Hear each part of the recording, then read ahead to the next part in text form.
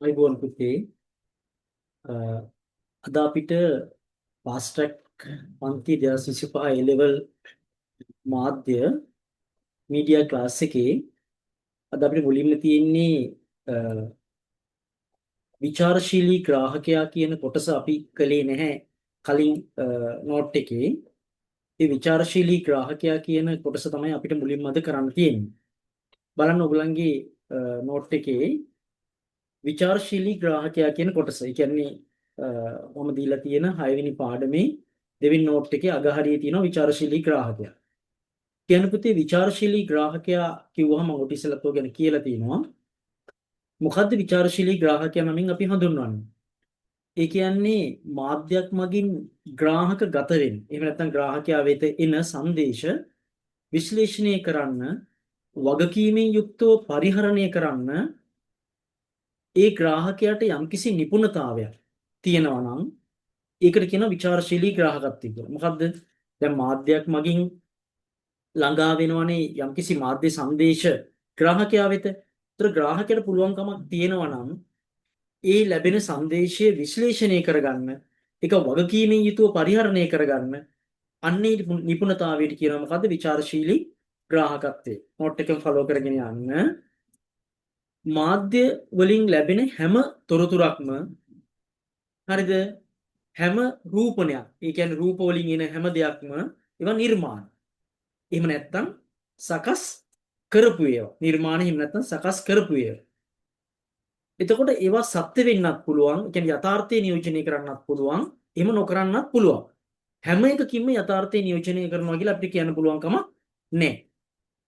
අනික මාධ්‍ය වලින්, මීඩියා වලින් එක එක ආකූල ව්‍යාකූල වෙච්ච සමාජ පරිසරයක ජීවත් වෙන පුද්ගලයෝ ලෙස අපි ජනමාධ්‍ය තේරුම් ගන්න විදිය, ඒ වගේම විමර්ශනාත්මකව මාධ්‍ය සංදේශ දිහා බලලා ඒවා වටහා ගන්න විදිය, මාධ්‍ය ඇතුළේ යම්කිසි මායාවක් තියෙනවනම් නේද? මායාමය ස්වરૂපයක් තියෙනවනම්, යථාර්ථයක් නොවන ස්වરૂපයක් තියෙනවනම් ඒක කොහොමද කියලා තේරුම් ගන්න එක, යථාර්ථයේ තේරුම් ගන්න එක. හරිද? ඒ ඔක්කොම මාධ්‍ය සාක්ෂරතාවයේ ලක්ෂණනේ. අන්නේ ලක්ෂණ ටික විචාරශීලී ග්‍රාහකෙක් සතු වෙන්නේ. ඒ කියන්නේ මාධ්‍ය සංදේශයක්, මාධ්‍ය පණිවුඩයක් නැත්නම් මීඩියා කන්ටෙන්ට් එකක් තුළ ඒ කියන මාධ්‍ය සංදේශය තුළ යථාර්ථය තියෙනවද? නැත්නම් මායාවක්ද තියෙන්නේ? එහෙම නැත්නම් කොයි වගේ සංදේශයක්ද මේක? යනාදී වශයෙන් තේරුම් ගන්න අපිට හොඳ මාධ්‍ය සාක්ෂරතාවයක් තියෙනවා නම් අන්න එතකොට අපිට විචාරශීලී ග්‍රාහකයෙක් බවට පත් වෙන්නේ. ඊට පස්සේ පුංචි අනුමාත්‍රකයක් වගේ එකක් තියෙනවා. විචාරශීලී ග්‍රාහකයා සක්‍රීය ග්‍රාහකයෙකි. ඇත්තනේ. සක්‍රීය ග්‍රාහකයා කියන්නේ පුතේ තොරතුරු ලැබෙන්නේ කොහොමද? කාගෙන්ද? කොහෙන්ද කියලා විමසන කෙනෙක්. ඒ තොරතුර, ඒ සංදේශය ලැබුණේ කොහොමද? කාගෙන්ද? කොයි තැනින්ද? එතකොට උදාහරණයක් කිව්වොත් එහෙම ජාතික රූපවාහිනියේ ගිය නිවුස් එකක් නම් ඒ තොරතුර ආණ්ඩුවේ මාධ්‍යකින් ලැබුණා. හරිද? එතකොට ඒක ආණ්ඩුවේ ඇමතිවරයෙක්ගේ ප්‍රකාශයක්. කාගේද කියන්නේ? කොහොමද ඒක ලැබුණේ? රටේ සංවර්ධනය ගැන පෙන්වන්න තමයි ඒක ලැබුණේ. ඒක පැත්තක්. පෞද්ගලික මාධ්‍ය නාලිකාවක විපක්ෂයේ മന്ത്രിවරයෙක්ගේ ප්‍රකාශයක් ගියොත් එහෙම ඒක ලැබුණේ පෞද්ගලික නාලිකාවක. ඒක ආණ්ඩු විරෝධී නාලිකාවක්ද කියලා අපි හොයලා බලමු. හරිද? කොහොමද ඒක ලැබුණේ? ඒ කියන්නේ ආණ්ඩුව විවේචනය කරන අවස්ථාවකත් තමයි ඒක ලැබිලා තියෙන්නේ. හරිද? එතකොට ඒක කිව්වේ කවුද? විපක්ෂයේ മന്ത്രിවරයෙක්. යන ආදී වශයෙන්. ඒතර සක්‍රීය ග්‍රාහකයෙක් විශ්වාස කරන්න පුළුවන් මූලාශ්‍ර වලින් තොරතුරු ලැබිලා තියෙනවද කියලා විමසලා බලනවා. ඒ වගේම මාධ්‍ය සංදේශ, මාධ්‍ය පණිවුඩ, මේ මෙසේජස් නැත්නම් කන්ටෙන්ට් හරිද අන්තර්ගතයන් ඒ ආකාරයෙන්ම බාර ගැනීමට සක්‍රීය ග්‍රාහකයෙක් සූදානම් නැහැ. ඒ ආකාරයෙන් මෙයා බාර ගන්න නැහැ. ඒ පිළිබඳ ප්‍රශ්න කරනවා. ඒ ප්‍රශ්න කිරීමේ ලක්ෂණය සක්‍රීය ග්‍රාහකයක් තුළ තියෙනවා. ඒ වගේම සක්‍රීය මාධ්‍ය ග්‍රාහකත්වය නැත්නම් සක්‍රීය මාධ්‍ය ග්‍රාහකයෙක් කියලා කියන්නේ අපිට නිසංගයෙන් සහජයෙන් ග්‍රාහකෙක් විදිහට අපිට ලැබෙන බලයක් හෝ ශක්තියක් නෙමෙයි. ඒක හදාරන්න ඕන විෂයක්. හරිද? එමගින් කෙනෙකු යම්කිසි නොයෙකුත් ජනමාධ්‍ය, ජනප්‍රිය සංස්කෘතිය, නව තාක්ෂණය පිළිබඳ විචාරශීලී විමසා බලන්න අවස්ථාව ලබා දෙනවා. ඩග්ලස් ටෙල්නර් කියලා එක මාධ්‍ය සම්බන්ධයෙන් විද්‍යුතෙක් එහෙම එකක් කියලා තිනවා. මොකක්ද ඒ කියලා තියෙන එක? ඒ කියන්නේ විචාරශීලී ග්‍රාහකත්වයේ තුලින් නොයෙකුත් ජනමාධ්‍ය වලින් එන ජනප්‍රිය සංස්කෘතික ලක්ෂණ, නව තාක්ෂණික ලක්ෂණ පිළිබඳ විචාරශීලී විමසා බලන අපිට අවස්ථාව ලබා දෙනවා. සක්‍රීය ග්‍රාහකත්වයේ තුලින්. එහෙනම් සක්‍රීය ග්‍රාහකයා කියන්නේ පැහැදිලිවම කවුද? විචාරශීලී ග්‍රාහකයා. හරිනේ. යටින් කියනවා විචාරශීලී ග්‍රාහකයෙකු සතු විය යුතු ලක්ෂණ. බලන්න. විවේචනාත්මක ග්‍රාහකයෙක් නැත්නම් විචාරශීලී ග්‍රාහකයෙක්. විවේචනාත්මක කියන වචනේ එතන තේරුම විචාරශීලී කියන එක. එතන විචාරශීලී කියලා දාගන්න. විචාරශීලී ග්‍රාහකයෙක් කියලා කියන්නේ මාධ්‍ය පණිවුඩ නිෂ්ක්‍රීයව පිළිගන්නේ. ඒ වෙනුවට සක්‍රීය වෙලා අන්තර්ගතයේ විශ්ලේෂණය කරන කෙනා. ඒ කියන්නේ කියනු ලබන දේ නැත්නම් ඒක කියනු ලබන දේ සහ කෙසේද ඒක කිව්ව කියලා විමසන. එහෙනම් විචාරශීලී ග්‍රාහකයෙක් සතු පළවෙනි ලක්ෂණය තමයි මාධ්‍ය පණිවුඩ නැත්නම් මෙසේජස් නැත්නම් අන්තර්ගතයන් කිව්ව ගමන් පිළිගන්න නිෂ්ක්‍රීය ග්‍රාහකයෙක් නොවි ඒ වෙනුවට අන්තර්ගතයන් විශ්ලේෂණය කරලා බලන කෙනා. එක ලක්ෂණය. දෙක. සංදේශී අරමුණු. එන අපිට දෙන පණිවුඩේ කන්ටෙන්ට් එකේ අරමුණ ඇගීමට නැත්නම් තක්සේරු කරණයට ලක් කරනවා. එම sannivedanaya කරනු ලබන්නේ ඇයි? ඒක අපිට sannivedanaya කරේ ඇයි? අපි එහෙම අහනවා. ඊළඟට මූලාශ්‍රය ප්‍රශ්න කරන්නේ. ඒ කියන්නේ සංදේශයේ මුලින්ම ආශ්‍රය කරපු දේ නැත්නම් සෝස් එක ප්‍රශ්න කරනවා. ඒ කියන්නේ නිර්මාණය කළේ කවුද? කා සඳහාද? කුමන උනන්දුවක්ද ඒ සම්බන්ධයෙන් ඒගොල්ලෝ දක්වන්නේ? අන්න ඒ වගේ මූලාශ්‍රය ප්‍රශ්න කරනවා. ඊළඟට ඒ සරලව විශ්වාස කරනවා වෙනුවට විවිධ ආකාරවලින් අර්ථකථනය කරන්නේ. දුන්න ගමන් ඒක තේරුම් අරගෙන ඒක තමයි ඇත්ත කියලා පිළිගන්නවා වෙනුවට අපි විවිධ ආකාරවලින් අර්ථකථන කරනවා. මේක මෙහෙම වෙන්නත් පුළුවන්, මේක මෙහෙම වෙන්නත් පුළුවන්, මේක මෙහෙම වෙන්නත් පුළුවන් අනාදී වශයෙන්. හරි. එහෙනම් විචාරශීලී ග්‍රාහක සතු ඒ ලක්ෂණ හතර තියෙනවා. යටින් මෙහෙම කියනවා පක්ෂග්‍රාහීත්වය, ඒකාකෘති හෝ සංගවණු න්‍යාය පත්‍ර හඳුනා ගැනීමෙන් එවැනි හැසිරීම් වලට විරුද්ධ වෙනවා. ඒ කියන්නේ ඔය ලක්ෂණ වලින් පෙන්වන්නේ ඒකයි. ඒ වගේ සක්‍රීය ග්‍රාහකෙක්, ඒ කියන්නේ විචාරශීලීත්වයේ තියෙන ග්‍රාහකෙක් පක්ෂග්‍රාහී වෙනවද? එක පැත්තට නැමෙනවද? නෑ. ඒකාකෘත වෙනවද? ඒකාකෘත කියන්නේ ඒකාකෘත කියලා මම ඔබ ඉස්සෙල්ලා කියලා දුන්නා. ඒ කියන්නේ යම්කිසි සමාජ කණ්ඩායමක් සම්බන්ධයෙන් පොදුවේ තියෙන මතයක්. හරිද? පොදුවේ තියෙන මතයක් තවදුරටත් තහවුරු කරනවා නම් අන්න ඒක ඒකාකෘත බව. ඒ කියන්නේ අපි හිතමු කාන්තාව සම්බන්ධයෙන් තියෙන යා ගෙදර දොර වැඩ කරන හරිද? දරුවන්ගේ කටයුතු කරන උයන පිහන කෙනෙක් කියලා පොදුවේ කියනවා. ඒක මාධ්‍ය තුලනුත් ඒ විදිහටම ගේනවා නම් ඒක ඒකාකෘත වීම. හරිද? පුරුෂයා හැම විටම වීරෙක්. කාන්තාව හැම විටම යැපෙන්නේ. ඒක ඒකාකෘත බවක්. එහෙනම් පක්ෂග්‍රාහී වෙන්නේ ඒකාකෘත වෙන්නේ යටිපෙළ සැඟවුණු න්‍යාය පත්‍ර හැංගුණු එජෙන්ඩාස් තීනවදර පණිවිඩය ඇතුළේ කියලා හොයාගන්න කෙනා තමයි විචාරශීලී ග්‍රාහකයා. පැහැදිලිද? දැන් උදාහරණයක් පෙන්නන්නම් උතන. ඊළඟ පිටුවට ගියාම උදාහරණයක් තියෙනවා. රූපලාවන්‍ය නිෂ්පාදනයක් සඳහා දැන්වීමක් නරඹනවා නම් යම්කිසි විචාරශීලී ග්‍රාහකෙක් දැන් එක බියුටි කල්චර් සම්බන්ධයෙන් රූපලාවන්‍ය සම්බන්ධයෙන් ඊ සම්බන්ධයෙන් ක්‍රීම් වර්ග ඒ නිෂ්පාදන සඳහා එක දැන්වීම යනවනේ ඇඩ්වර්ටයිස්මන්ට් ඒක නරඹ ඉන්නවා ටීවී එකේ විචාරශීලී ග්‍රාහකෙක්. ඒතකොට ඒක කියන්නේ මොකක්ද දන්නවද? මෙම ක්‍රීම් ගෑවහම ඔබව ලස්සන කරයි කියලා තමයි අරක කියවෙන්නේ. නමුත් එහෙම හිතනවද විචාරශීලී ග්‍රාහකෙක්? නෑ. ඒ වෙනුවට එයා අහනවා මෙහෙම තමන්ගෙන් අහගන්නවා මෙම දැන්වීම නිර්මාණය කළේ කවුද? ඔවුන් පැහැපත් සමක් ඇති කාන්තාවන් පමණක් ඇයි මේ දැන්වීම තුළ පෙන්වන්නේ? ඒ වගේ මේ පණිවිඩය යථාර්ථවාදීද? එහෙම නැත්නම් නිෂ්පාදනය විකිණීම සඳහා පමණක් දාන දැන්වීමක්ද? අන්න ඒ මහාන. අන්න ඒක තමයි විචාරශීලී ග්‍රාහකයෙක් එම්තන් සක්‍රීය ග්‍රාහකයෙක් වෙන්න නම් කරන්න ඕන දේ. ඊළඟ අනුමාතෘකාවකට එනවා විචාරශීලී ග්‍රාහකයෙකු නැත්නම් සක්‍රීය ග්‍රාහකයෙකු නිෂ්ක්‍රීය ග්‍රාහකයෙකුට වඩා වෙනස් වෙන්නේ කොහොමද? සක්‍රීය ග්‍රාහකයා වෙනමයි නිෂ්ක්‍රීය ග්‍රාහකයා වෙනම ආරම්භ බලමු. ඔන්න විචාරශීලී ග්‍රාහකයා මුලින්ම ගන්න. විවේචනාත්මක නැත්නම් විචාරශීලී ග්‍රාහකයා මාධ්‍ය පණිවිඩ ප්‍රශ්න කරනවා. ප්‍රශ්න කළා තමයි යා ඇගීමට ලක් කරන්නේ, තක්සේරු කරන්නට ලක් කරන්නේ. පක්ෂග්‍රාහීත්වයේ පිළිබඳ යා දැනුවා. ඒකාකෘත ගැන යා දන්නවා. අපිව හසුරුවන්නේ කොහොමද මේ මාධ්‍ය මගින් කියලා දන්නවා. සංගෝණු න්‍යාය පත්‍ර තියෙනවද කියලා දන්නවා. ස්වාධීනව යා විනිශ්චය කරනවා. කායෙන්වත් අහලා නෙමෙයි. සියල්ල පිළිගන්න එක නෙමෙයි යා කරන්නේ. ඊට වඩා යා තමන්ගේම මතයක් හදාගන්න. අන්න විචාරශීලී ග්‍රාහකයා සක්‍රීය ග්‍රාහකයා. ඒ කියන්නේ යා මාධ්‍ය සාක්ෂරතාවමින් යුක්තයි. මාධ්‍ය ක්‍රියා කරන ආකාරය සහ අර්ථයේ ගොඩනගාගත අරන්ති අර්ථයේ ගොඩනගලා තියෙන ආකාරය ගැන යා දැනුවත් ඒක තේරුම් ගන්නවා යා. උදාහරණයක් කිව්වොත් දේශපාලන දැන්වීමක් දේශපාලන පක්ෂයක දැන්වීමක් ඡන්ද කාලයක ටීවී කී නරඹනවා නම් මේ විචාරශීලී ග්‍රාහකයා මෙහෙම අහනවා. මේ දැන්වීමට අරමුදල සපියේ කවුද? මේක ඇතුලේ තියෙන පණිවිඩය මොකක්ද? සංදේශය ඔප්පු කරන්න පුළුවන් මොන හරි සාක්ෂි මේ තුල තියෙනවද? මේ අපේක්ෂකයා තමයි අවංකම අපේක්ෂකයා කියලා කිව්වා කියලා ඒක ඔප්පු කරන්න පුළුවන් සාක්ෂි තියෙනවා. අන්න එහෙම විමසනවා. ඔන්න විචාරශීලී ග්‍රාහකයා නැත්නම් සක්‍රීය ග්‍රාහකයා. මෙන්න නිෂ්ක්‍රීය ග්‍රාහකයාගේ හැටි. විචාරාත්මක නොවන ග්‍රාහකයා නැත්නම් නිෂ්ක්‍රීය ග්‍රාහකයා මාධ්‍ය පණිවුඩ අර මුහුණත වටිනාකමින්ම පිළිගන්නවා. මුහුණත වටිනාකමින්ම කියලා කියන්නේ දෙන එක දෙන විදිහට පිළිගන්නවා. අවංකම අපේක්ෂකයා මෙයා කිව්වා මෙයාත් මෙයා අවංක කියලා පිළිගන්නවා. හොඳ මේ ක්‍රීම් වර්ගයේ මේකයි කිව්වා මේක තමයි ක්‍රීම් වර්ගය අපි ගෙනල්ලා ගන්න ඕන කියලා පිළිගන්නවා. එතකොට ඒක නිෂ්ක්‍රීය ග්‍රාහකයා. කියන්නේ සුළු දෙනුවත් භාවයක් යාට තියෙන්නේ අදහස් හැඩගස්වනකොට මාධ්‍ය කාර්යභාරය අපේ අදහස් හැඩගස්වන මාධ්‍ය ක්‍රියා කරන බව බලපාන බව එයා අඳුරගන්නේ නැහැ. එයා මාධ්‍ය මත යැපෙන කෙනෙක්.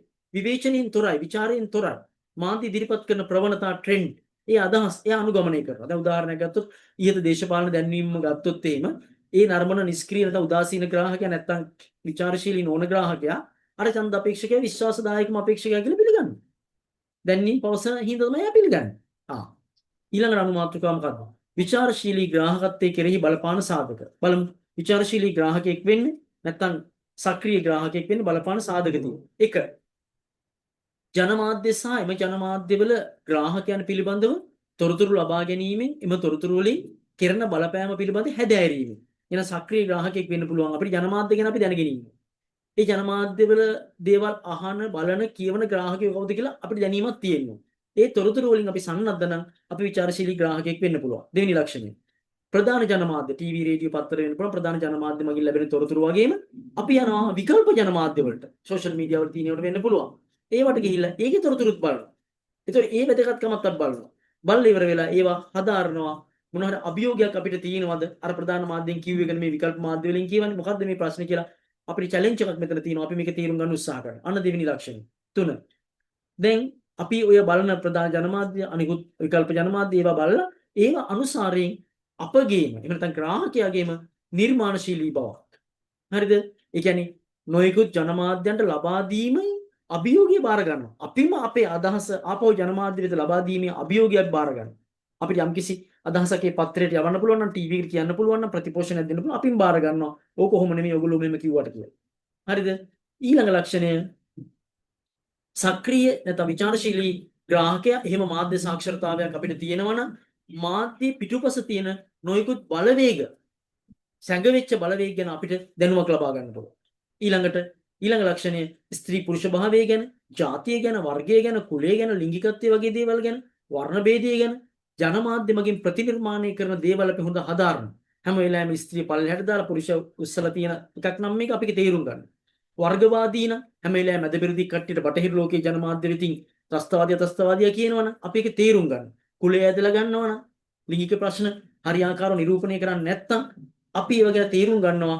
අන්නේ තව ලක්ෂණයක් විචාරශීලී ග්‍රාහකත්වය ඇති කරගන්න පුළුවන්. ඔන්න ඔය දෙයක් හොඳින් වටහා ගත්තොත් ඕක හොඳ හැදෑරුව. හොඳින් හැදෑරුව. 6 වෙනි එක. මාධ්‍ය සාක්ෂරතාවයක් ඇති කරගත්ත පමණින්ම හරිද ක්‍රියා කරන්නේ නැතුව විවිධ ජනමාධ්‍ය දේශ විචාරශීලීව බලලා ඒවා පිටුපස සිටින අදෘශ්‍යමාන බලවේග, අදෘශ්‍යමාන හස්තයන්, අදෘශ්‍යමාන ආයතන පුද්ගලයෝ දිහා අඳුනගෙන අන්න එතනින් අපි ජනමාධ්‍ය සංදේශය තේරුම් ගන්න උත්සාහ කරනවා. ඊළඟට ග්‍රාහකයන් සහ ජනමාධ්‍ය ඇසුරින් යම් යම් මේ දේ පිළිබඳ කවරකාරයෙන් වටහා ගත යුතුයි කියලා පොඩි ස්ටඩි එකක් අධ්‍යයනයක් කරන්න ඕනේ. ඒ වගේම සක්‍රීය ග්‍රාහකයෙකු ලෙස හැම විටම තමා කළ යුතු දේ මොකද්ද? නොකළ යුතු දේ මොකද්ද? සිටිය යුතු දේ මොකද්ද? නොසිටිය යුතු දේ මොකද්ද කියලා තීරණය කරන්න ඕනේ. ඒ වගේම සක්‍රීය ග්‍රාහකයෙකු ලෙස හැම වෙලාවෙම අපි කල්පනා කරන්න ඕනේ ජනමාධ්‍ය සමාජයේ කවරාකාර මිනිසුන් එහෙම නැත්නම් ස්ත්‍රී විදිහට අපි ඉන්න ඕනේද කියලා ජනමාධ්‍ය අපිට පෙන්වලා දෙනවා. ඔයා ඉන්න ඕනේ මෙහෙම. ඔයා ඉන්න ඕනේ මෙහෙම. ජනප්‍රිය වෙන්න ඕනේ කොහොමද කියලා අපිට කියලා දෙනවා. ජීවිතය සාර්ථක කරගන්න ඕනේ කොහොමද කියලා අපිට කියලා දෙනවා. සම පැහැපත් කරගන්න ඕනේ කොහොමද කියලා කියලා දෙනවා. ආහාර ගන්න ඕනේ මොන ආහාරද කියලා අපිට කියලා දෙනවා. එහෙනම් ජීවිතය අසාර්ථකභාවය නැති කරගන්නේ කොහොමද කියලා දෙනවා. ඒක නිසා සමාජයේ ක්‍රියාත්මක වන ප්‍රධාන බලවේග හරිද? ප්‍රධාන වශයෙන් පෙන්වන වටිනාකම් මොනවද? සමාජ සංස්ථා නැත්නම් පවුල වගේ සංස්ථාවට අනුකූලව පුරුදු පුහුණු වීම අපිට උගන්වනවා. ඒකින්ද විචාරශීලී ග්‍රාහකයෙක් මාධ්‍ය සාක්ෂරතාවයකින් පෝෂණය වෙච්ච ග්‍රාහකයෙක් හැම විටම බලගැන්විච්ච ග්‍රාහකයෙක්. එයා බලගැන්විලා ඉන්නේ. එයාව රවට්ටන්න ලේසි නෑ. ඊළඟට තව සාධකයක් තමයි ජනමාධ්‍ය වලින් මවනවා මායාකාරී ලෝකයක්. යථාර්ථය හඳුනා ගන්න බැරි වෙන්නේ. නමුත් විචාරශීලී ග්‍රාහකයෝ ওই මායාකාරී ලෝකයේ ඔස්සේ ගිහිල්ලා ඒක විනිවිද දැකලා විචාරශීලීත්වයේ ඔස්සේ යථාර්ථය හඳුනා ගන්න පුළුවන් වෙනවා. ඒක නිසා මතක තියාගන්න ඔන්න ඔය ටික කළොත් විචාරශීලී ග්‍රාහකත්වය අපිට ඇති කරගන්න පුළුවන්. ඊළඟට කියනවා විචාරශීලී ග්‍රාහකයෙක් සතු යුතු කුසලතා මාධ්‍ය සාක්ෂර කුසලතා අනුමාතෘකාව. නමුත් ඒ ගැන කියන්න ඕනේ ටිකක් දිගට තියෙනවා. නමුත් මතක තියාගන්න පාඩමේ පළමු කොටසේ පළවෙනි නෝට් එකේ පළවෙනි ටියුට් එකේදී ඕක තියෙනවා. ඕක ඔතන අනිවාර්යෙන් ඔතනදී පළවෙනි නෝට් එක දිහා බලන්න ඒකේ තියෙනවා. මොකද විචාරශීලී ග්‍රාහකයෙක් සතු යුතු කුසලතා නැත්නම් මාධ්‍ය සාක්ෂර කුසලතා. මම ඒවා ටිකක් පැහැදිලි මේ වෙලාවේ කළා. ඒ ටික ඔක්කොම බලා ගන්න. ඊළඟට තෝරාගත් මාධ්‍ය අන්තර්ගතයක් අරගෙන සංදේශයක් අරගෙන අපි ඒක ਵਿਚාරයට ලක් කරලා බලමුද? ඔන්න සංදේශය එක්තරා ක්‍රීම් නිෂ්පාදනයක් අරගෙන ඒක භාවිතා කළ පසුව පමණක් තරුණ කාන්තාවන් සාර්ථක වෙනවා. ඒ ක්‍රීම් කාගෙන ගියාම ඉන්ටර්විව් එක පාස් වෙනවා. ඒ ක්‍රීම් කාගෙන ගියාම රැකියාව උසස් වීම ලැබෙනවා. ඒ ක්‍රීම් කාගෙන ගියන් පස්සේ සමාජ ඉහළ තත්ත්වයක් ලැබෙනවා. ආදී වශයෙන් පෙන්වන දැන්වීමක් තියෙනවා. පැහැපත් සමක් සඳහා තරුණයන් ආලේප කළ යුතු ක්‍රීම් වර්ගයක් පිළිබඳ රූපවාහිනී දැන්වීම. ඔන්න සංදේශය විචාරය කරමු ඕක. ඔන්න එක පණිවිඩය සහ නියෝජනයේ පැත්තෙන් විචාරය කළ බලන්න. පණිවිඩය මොකද්ද? නියෝජනය කරන්නේ කාවද? රූපලාවන්‍ය. විශේෂයෙන් පැහැපත් සමක්. පැහැපත් සමක් තියෙනවා නම් පෙයා ස්කින් එක සාර්ථකත්වයේ සඳහා විශ්වාසය සඳහා සමාජ පිළිගැනීම සඳහා ඒක යතුරක්. අපේ පැහැපත් සම තමයි අපේ රැස්සාව ලැබෙන යතුරු. ඉන්ටර්විව් එකෙන් පාස් වෙන යතුරු. සමාජ පිළිගැනීමට යතුරු. විශ්වාසය සඳහා යතුරු. සාර්ථකත්වයේ සඳහා යතුරු. ඒකෙන් ඒ පැහැපත් සම කියන යතුරෙන් ඇරියාම ඕන එකක් අපිට විවෘත වෙනවා. අන්න එහෙමයි දැන්වීමෙන් යෝජනා කරන්නේ. ඔන්න අපි පණිවිඩය බලන නියෝජනයේ පැත්ත. මේ දැන්වීම කාන්තාවන් ප්‍රධාන වශයෙන් අගය කරනු ලබන්නේ කුසලතා අධ්‍යාපනය හෝ පෞරුෂය නෙමෙයි. කාන්තාවගේ අධ්‍යාපනය, එයා කුසලතාවගේ පෞරුෂය ද මේ අගය කරන්නේ සමාජයේ. නෑ ඒ දැන්වීමෙන් පෙන්වන්නේ ඒකෙන් අගය කරන්නේ පෙනුම පැහැපත් සම විතරයි. ඒතර ඒකාකෘත මතයක් තියෙනවා නේද? කාන්තාව කියන්නේ ලස්සන සුන්දර එක්කෙනෙක් එයාට පැහැපත් සමත් තිබිය යුතු කියලා ඒකාකෘත මතයක්. පොදුවේ සමාජ පිළිගන්න මතයක් එහෙමම ගෙන හරපාන. ඒක ඔන්න අපි තේරුම් ගත්තා. දෙක දෘෂ්ටිවාදය හා බලය පැත්තෙන් තේරුම් ගමු. මේම දැන්වීම වර්ණවාදය අඳුරු සමක කාන්තාවට හොඳ නැහැ. අඳුරු සමත් තියෙන කාන්තාව ප්‍රතික්ෂේප කළ යුතුයි. පැහැපත් සමත් තියෙන කාන්තාව පිළිගත යුතුයි. එහෙනම් අඳුරු සමට එරෙහිව පක්ෂග්‍රාහී බවක් මේක තුල නැද්ද? ඒ වගේම කාන්තාව සුන්දරයි. ඒකේ පැහැපත් සමක් තිබිය යුතුයි. ඒ කියන්නේ බොහොම මෘදු මොලොක් කෙනෙක් යනාදී වශයෙන් පෙන්නලා පුරුෂයා ඊට වඩා වෙනස් කෙනෙක් කියලා අපිට නොකියා කියනවා. ඒ කියන්නේ පීතෘ මූලික වටිනාකම් පුරුෂ මූලික වටිනාකම් ප්‍රවර්ධනය කරනවා. මොකද කාන්තාවන් ප්‍රධාන වශයෙන් ලස්සන තුලින් කැමැත්ත ලබා ගන්න අය. ලස්සන පෙන්ලා යා කැමැත්ත ලබා ගන්න. අන්න එහෙම පෙන්නනවා. එතකොට ඒ වෙළඳ ආයතනයේ අවශ්‍යතාවයක් නේද ඒක? ඒක සමාජීය අවශ්‍යතාවයක්ද? අනාරක්ෂිත බව පෙන්වනවා. ඒගොල්ලෝ පැහැපත් සමක් තුලින් තමයි ආරක්ෂාව ඉල්ලන්නේ. ලාභය සඳහා ව්‍යාජ විසඳුම්, ඒ විසඳුම් ව්‍යාජ එකක් කියලා අපිට අලෙවි කරනවා. ඔන්න දෘෂ්ටිවාදී බලය පැත්තෙන් අපි බැලුවා ඒක දිහා. ප්‍රේක්ෂක බලපෑම් පැත්තෙන් බලමු. රූපලාවන්‍ය නිෂ්පාදනයක් පාවිච්චි කරන්නේ නැති කාන්තාවක් ප්‍රමාණවත් තරම් ලස්සන නැහැ, හොඳ නැහැ කියලා විශ්වාස කරන සමාජයට පොළඹවනවා. විශේෂයෙන් තරුණ ගැහැණු ළමයින්ට මානසික පීඩනයක් ඇති කරනවා. අපිට පැහැපත් සමක් නැත්නම් ඉන්ටර්විව් එක පාස් වෙන්න බෑ, සමාජ පිළිගැනීම ලැබෙන්නේ නැහැ, රස්සාව ලැබෙන්නේ නැහැ කියලා. හරිද?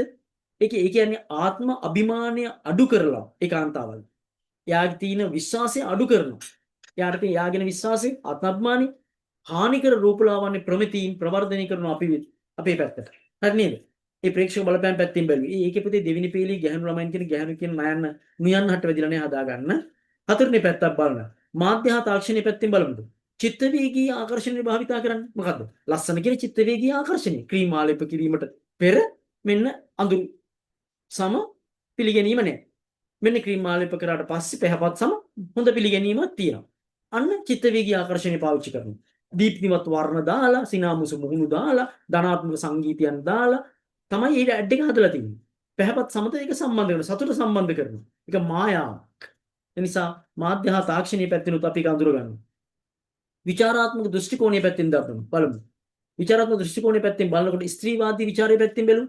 කාන්තාවන් අරමුණු කරලා ඔවුන්ගේ වටිනාකම, ඔවුන්ගේ සම්පූර්ණ කාන්තාවන්ගේ වටිනාකම පෙනුමට පමණක් සීමා කරනවා. පෙනුමෙන් විතරයි කාන්තාව මනින්නේ. ඔන්න ස්ත්‍රීවාදී පැත්තේ. සංස්කෘතික විචාරයෙන් බලමු. ඒ දැන්වීම අපේ රටේ දේශීය විවිධත්වයේ පෙන්වනවට වඩා බටහිර රූපලාවන්‍ය පරමාදර්ශයන් නෙමෙයිද පෙන්වන්නේ. දැන් අපේ රටේ අපි කවදාවත් පිළිගන්නවත් පැහැපත් සමත් තියෙන කෙනා තමයි හොඳම කාන්තාව. එයා තමයි පිළිගැනීමට ලක් කළ යුත්තේ. එයා තමයි අධ්‍යාපනයෙන් උසස්. එයා තමයි රස්සාවට ගන්න ඕනේ. එහෙම එකකට පෙන්වන්නේ නැහැ. අපි එහෙම අනුගමනය කරන්නේ නැහැ. නමුත් බටහිර ලෝකයේම අනුගමනය කරනවා. ඒක ශ්‍රී ලංකාව තුළට ගෙනියන්න තමයි මේ උත්සාහ කරන්නේ. ඒක අපි සංස්කෘතික විචාරයේ පැත්තෙන් බලමු. මාක්ස්වාදී විචාරයෙන් බැලුවොත් මම ඔයගොල්ලෝ මාක්ස්වාදී විචාරය කියලා දීලා තියෙනවා. නිෂ්පාදනයක් මිලදී ගන්නකොට පාරිභෝගිකයන්ව හසුරුවන. මාක්ස්වාදී පැත්තෙන් බලනකොට අපි වෙළඳාම් පැත්තෙන් බලන්නේ. කොහොම හරි මේක විකුණ ගන්න ලාභය උපරිම කරගන්න හදන්නේ ධනවාදී සමාජයක්. ඒකනේ විවේචනය කරන්නේ මාක්ස්වාදී ਵਿਚාරයෙන්. එහෙනම් ඒ නිෂ්පාදනය මිලදී ගන්නකොට පාරිභෝගිකයන්ව හසුරුවනවා. සමය අනාරක්ෂිත බව සමය අනාරක්ෂිත බව නිසා සමාජ පිළිගැනීමක් නැහැ කියලා පෙන්නනවා. ලාභයක් බවට. ඒ කියන්නේ හොඳ සමාජ තියෙන කෙනා ලාභ ලබන්න පුළුවන් කෙනෙක් බවට පත් කරනවා. අන්න. ඔන්න ඒ විදිහට ਵਿਚාරය කරන්න පුළුවන් අපිට ඕක. එහෙනම් මොන හරි උදාහරණයක් අරගෙන ඒක ਵਿਚාරයට ලක් කරන ආකාරය ඔය පෙන්වන්නේ. ඕක කෙටියෙන් කිව්වොත් මෙහෙමයි එන්නේ. ඒ වෙලෙන් දැන්වීම සාධාරණත්වයේ තුලින් සාර්ථකත්වයේ මායාවක් නිර්මාණය කරයි. ඉතින් මේ සාධාරණත්වයේ තුලින් සාර්ථකත්වයේ මායාවක් නිර්මාණය කරයි කියන එකේ සාධාරණත්වය කියන වචනේ අයින් කරන්න. එයා අයින් කළා එතනට දාගන්න පුතේ පැහැපත් බව තුලින් කියලා. ඒ සාධාරණත්වය කියන වචනේ වැරදිලා දාපු එක. මේ වෙලෙන් දැන්වීම පැහැපත් බව තුලින් සාර්ථකත්වයේ මායාව. පැහැපත් සමක් තිබුණොත් එයා සාර්ථක වෙන ඒකාන්තාව කියලා තමයි පෙන්වන්නේ. මායාවක් නිර්මාණය කළයි. ස්ත්‍රී පුරුෂ භාවය පිළිබඳ ඒකාකෘතියක්. ඒ කියන්නේ ස්ත්‍රී මෙහෙම විය යුතුයි පුරුෂයන් මෙහෙම විය යුතුයි කියලා ඒකාකෘතියක් හදනවා. හරිද? පාරිභෝජනවාදය පාරිභෝජනය කිරීම තුල තමයි සාර්ථකත්වයේ තියෙන්නේ. වර්ණ භේදවාදය අඳුරු සම හොඳ නැහැ පැහැපත් සම හොඳයි. ඒක ශක්තිමත් කරනවා. කාන්තාව බලගැන්වීම කියන එක වෙනුවට කරන්නේ කාන්තාවන්ගේ අනන්‍යතාවය පෙනුමට පමණක් පටු කරනවා. නැරෝ මයින්ඩඩ් එකක්. ඒ කියන්නේ පටු අදහසක් දෙන්න. මාධ්‍ය සාක්ෂරතාවය ප්‍රේක්ෂකයන්ට මතු පිටින් ඔබට බැලීමට සාක්ෂරතාවයේ මතු පිට දිහා බලන්න විතරයි ඊට ඔබට බැලීමට සහ එවැනි උපමාරු කියලා උපාය උපක්‍රම වලට හරි එරෙහි වීමට අපිට උපකාරී වෙන්නේ මොකද්ද? මාධ්‍ය සාක්ෂරතාවය. මාධ්‍ය සාක්ෂරතාවය තමයි අපිට උපකාරී වෙන්නේ මතු පිටින් බලන එක වෙනුවට මාධ්‍ය සංදේශයක් දිහා ගැඹුරින් බලලා අර උපාය උපක්‍රම අඳුර ගන්න. අන්න ඒ වගේ එකක් තමයි උතන කිව්වේ. පැහැදිලි